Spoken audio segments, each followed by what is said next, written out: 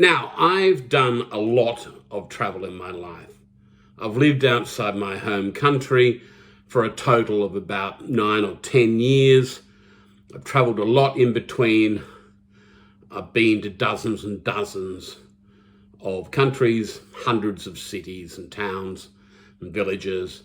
So I'm well travelled.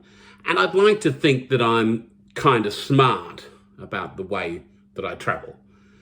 So why on earth would I go on a trip that I could do direct in 7.5 to 8 hours and spend 37 hours instead? And that's not the difference between going by land or by sea or by rail or by flight. It's all by flying, but I went entirely the wrong way. Let me explain. After I just put in a quick advertisement, I'm doing this site for my personal enjoyment, but I'd also like you to invest a like or a subscription, make a comment, do something that gives me the warm and fuzzies, but also helps the video along, because at the cost of nothing to you except the press of a button, I maybe one day can get compensated for this, although that really isn't. I'm doing it just for you, and for me, of course. Anyway, back to the story. So, I live in Brisbane, Australia. And Brisbane is halfway down the eastern coast, if you know Australia. And if you don't know Australia, the one thing I can tell you that you probably don't know is that imagine how big you think it is, and then probably double or triple that.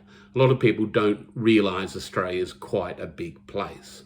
And around about the same size as the mainland United States, a little bit less, China. It's big.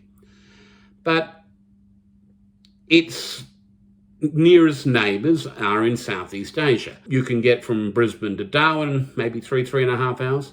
Get to Bali, maybe in 4 or 5 hours. And you can certainly get to Manila, which was my destination on this particular flight, in about 7.5 or 8 hours. In fact, the direct flight I took home, I think, was about 7.5 hours in the air.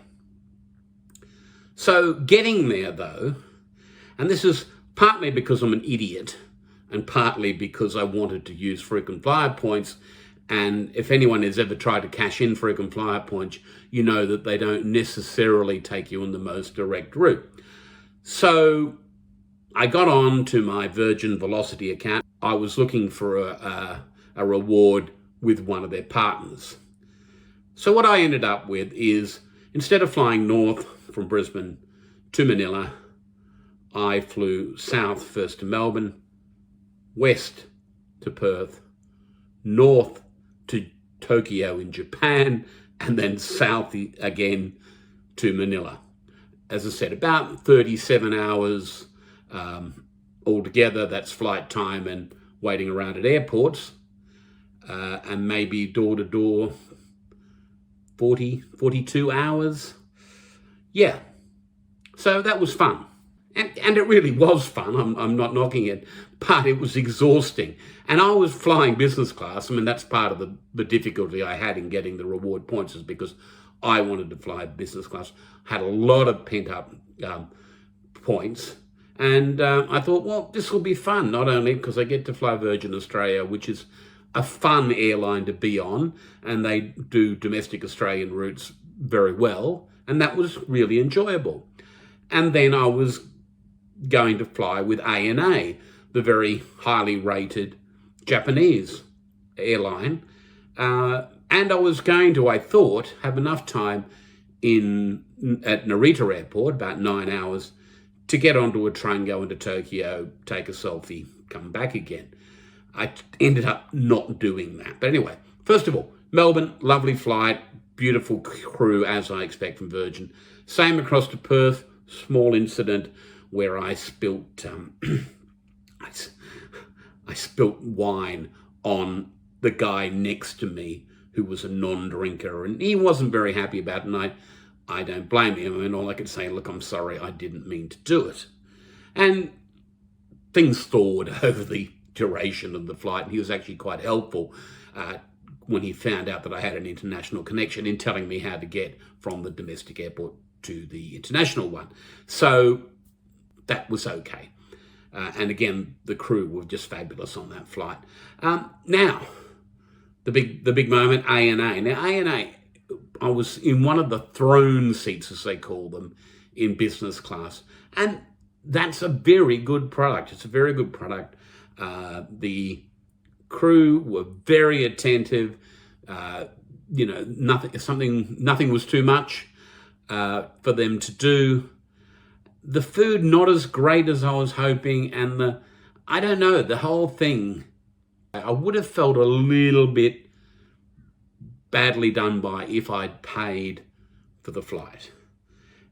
Business class to me, on that route anyway, and I subsequently discovered that Perth to Tokyo is not one of ANA's priority routes. But yeah, I mean, I should not complain because there was nothing bad about it. It just wasn't that elevated experience that I was hoping. And neither was the flight from from Tokyo to Manila.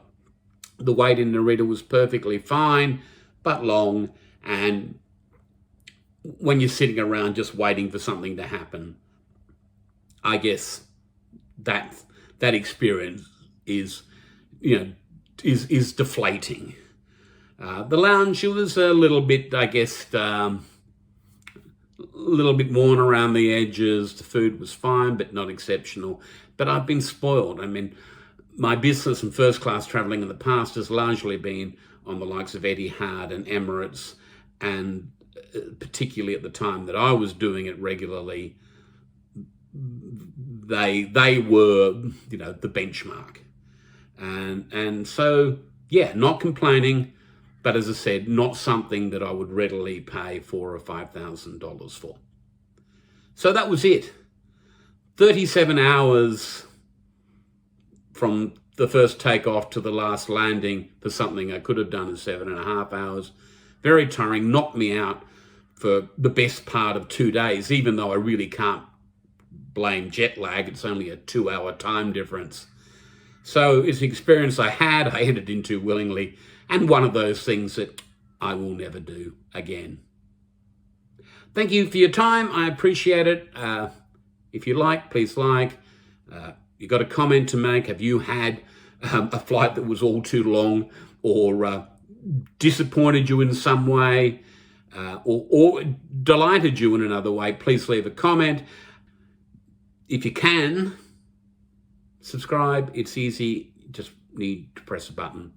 And I'll be making more videos about the trip that I took, what I did in Manila, and my flight home, which was an entirely different experience. So thank you for watching.